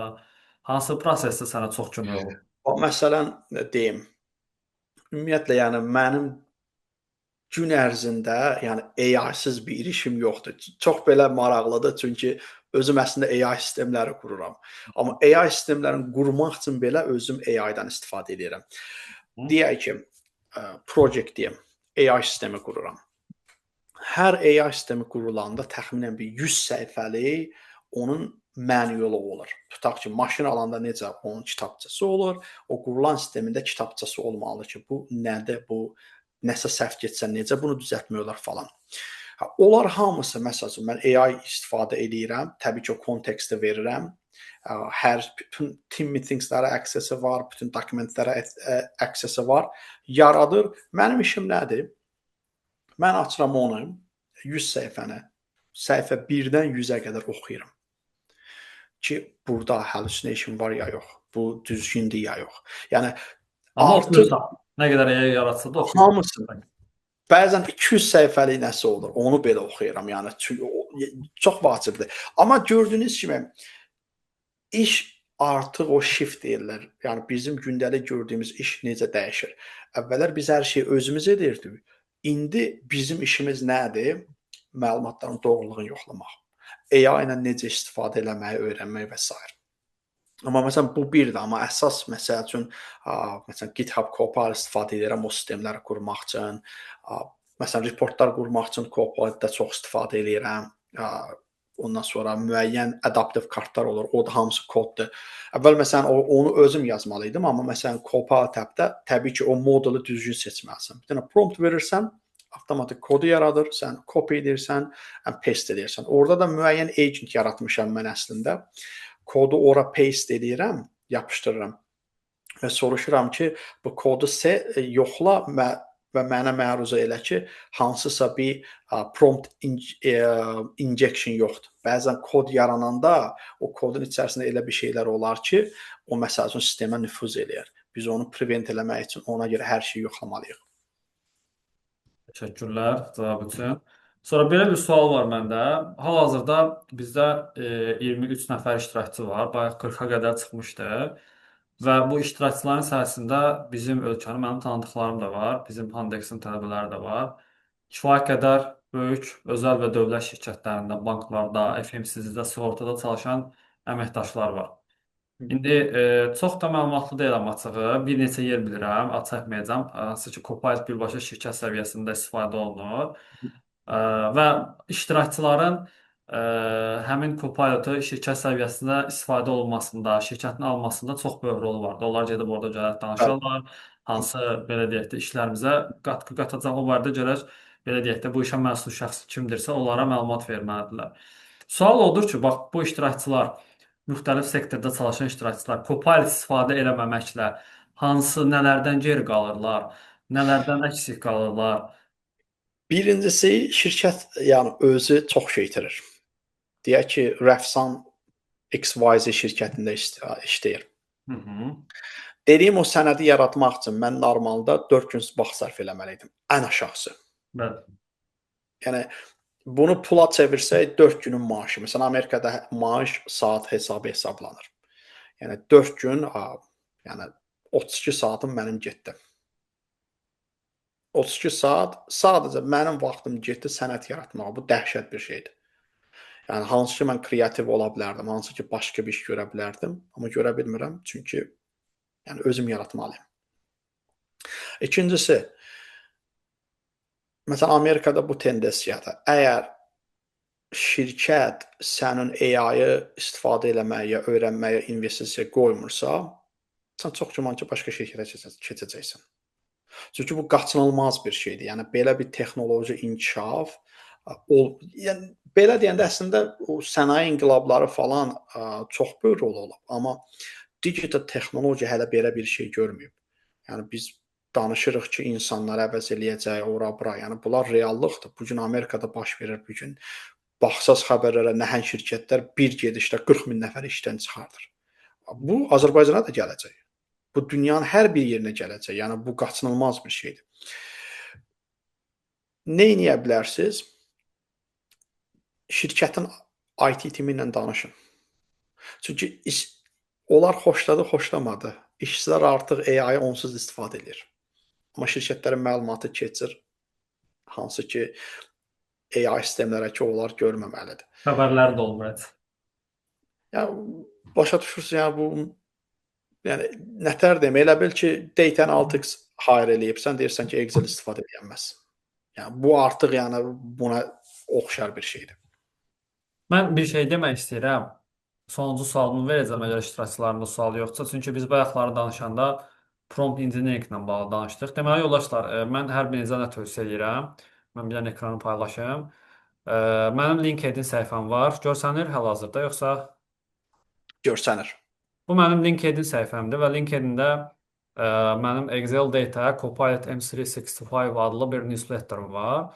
Newsletter məqalə paylaşmaq üçün LinkedIn-in bizə təqdim etdiyi bir özəllikdir və bu hissəyə daxil olanda mənim süni intellekt, məsələn, son LLM, süni intellekt, Rəfsan danışdığım böyük dil modelləri ondan bağlıdır. Burada Copilot-la bağlı möhtəşəm məqalələrim var. Rəfsan özü də baxıb bunlara bir neçə dəfə rəy veribdir. Həqiqətən yaxşıdır. Bəli, bəli. Yəni Və burada misal üçün bizim bayaq danışdığımız hissə, məsələn, prompt, əslində prompt yazmanın bəli 4 vacib nüansı var. Birbaşa Microsoft-un özünün də referans elədiyi saytlarda bunlar qeyd olunubdur.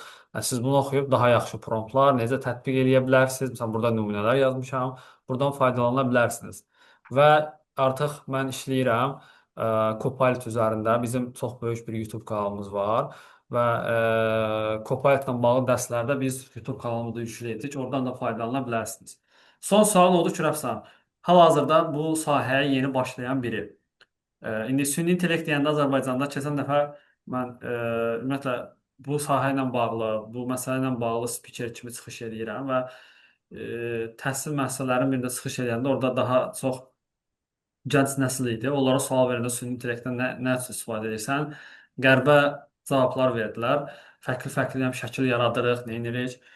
İndi süni intellekt əslində çox böyük bir şeydir, ancaq Google kimi istifadə etmək deyil. Bu süni intellekti, xüsusilə də Copilot-i yeni öyrənən birinə Hansı mənbələri tövsiyə edirsən? Hardan öyrənsin? Necə öyrənsin? Necə tətbiq eləsin? Paylaş zəhmət olmasa istəyirsənsə. Əlbəttə, əlbəttə. Deməli, əgər kimsə qoşulmaq istəyirsə LinkedIn-də qoşula bilər. Sonra YouTube kanalımın da linkini atdım. Qoşula bilərsiniz. Dəstəyiniz üçün çox görürəm. Deməli, nə edəcəm? Qoy skrini bir də share eləyim. Əksər göndərdiyim resurslar çox təəssüf ki, ingilis dilində olacaq. Amma çox yaxşı informasiyadır. Birincisi Microsoft Power Up-ı göndərəcəm sizə. Free proqramdır. Free proqramda yəni sadəcə siz join olursunuz və buradan siz yəni cutting edge AI curriculum, yəni hər şey var. Yəni build your agentləri qurmağı da öyrənəcəksiniz. Amma daha yaxşı istifadə etmək üçün Microsoft 365 Copilot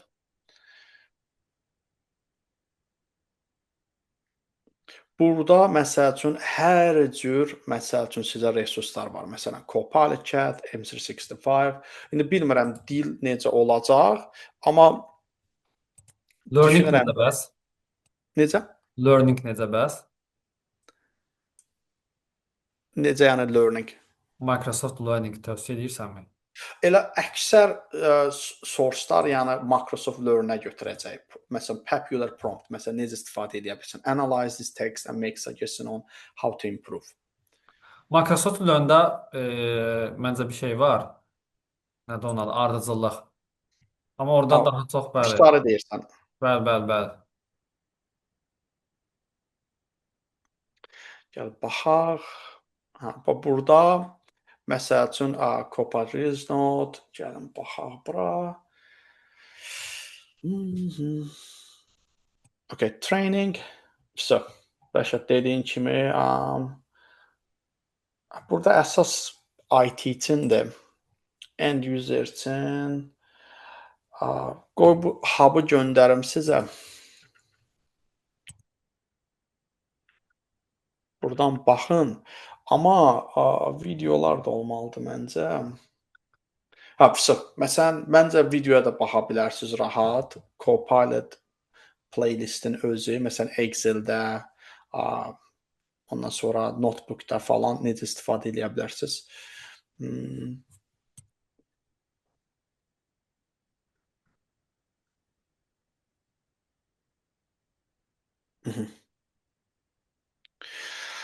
Sizin ev tapşırığınız olacaq ki, yəni AI öyrənmək.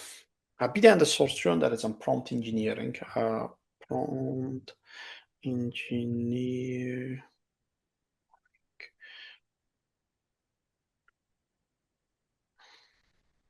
Əslində Anthropic-in çox qəşəng kursu var, AI Fluency. Onu göndərəcəm sizə. İngiliscə çox güman ki, inanıram ki, əksər adam danışır.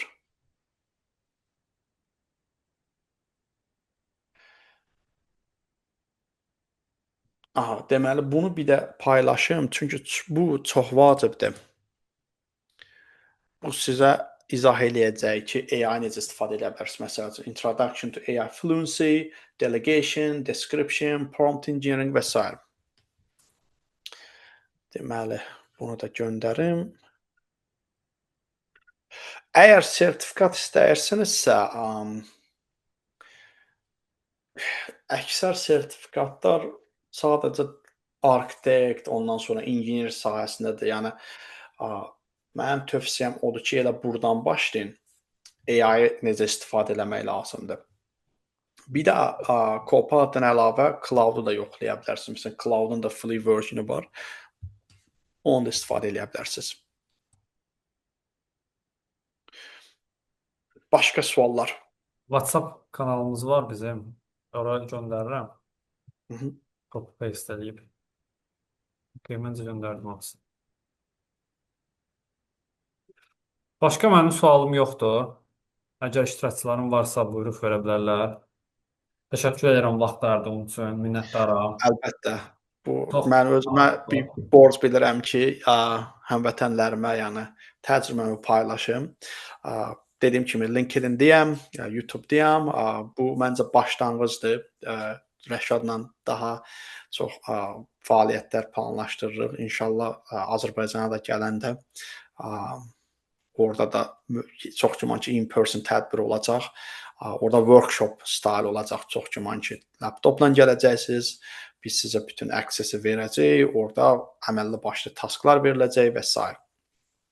təşəkkür edirəm vaxt ayırdığın üçün. Sizə də təşəkkür edirəm, hörmətli iştirakçılar. İnşallah bu belə deyək də rekordu YouTube kanalımıza yerləşdirəcəyik. Kimlər izləmirsə oradan da izləyə bilərlər. Çox sağ ol Rəfsan. İşlərində uğurlar arzulayıram. Bir dənə də son sual var. SQL-la bağlı bilmək istərdim ki, Copilot SQL-ı dəstəkləyirmi yoxsa sadəcə versiyasına görə alınmır? So, on-prem SQL-dırsa hələ ki yox, amma cloud üzərindən SQL varsa, bəli, siz onu siz yox, sizin IT admininiz qoşur Copilot-a. Qoy onu göndərim. SQL Copilot connector. Sizin əsas işlərinizdən də biri bu olsun. Gedin Akiflərə deyin ki, Copilot. IT-yə deyin ki, bunu eləməlisən. Menecerinizlə danışın. Yəni Amerikanın özündə də belədir. Yəni bəzən şirkətlər bilmir ki, işçilərə nə lazımdır. Siz özünüz tətbiq eləməlisiniz, öyrənməlisiniz. Prezentasiya hazırlayın. Gedin menecerlə danışın. Bax, bunu belə elədim, belə oldu, bu qədər time save elədim, işim bu qədər inkişaf elədi. İndi xahiş edirəm, mənə lisenziya versinlər. Ümid edirəm ki, yaxın zamanlarda ölkə səviyyəsində artıq Copilot-dan aslında istifadə var. Dediyim kimi indi mən ad çəkmək istəmirəm. Hətta ölkənin böyük qurumlarının, dövlət qurumlarının birində istifadə olunur. Ancaq azdır. Daha çox istifadə olmaqla daha çox dəyər qata bilər işlərimizə. Belə. Sağ olun yoldaşlar, sağ ol Rəfsan, özünə yaxşı bax, işlərində uğurlar. Görüşənə Sağ dək. olun. Sağ Sağ olun. olun.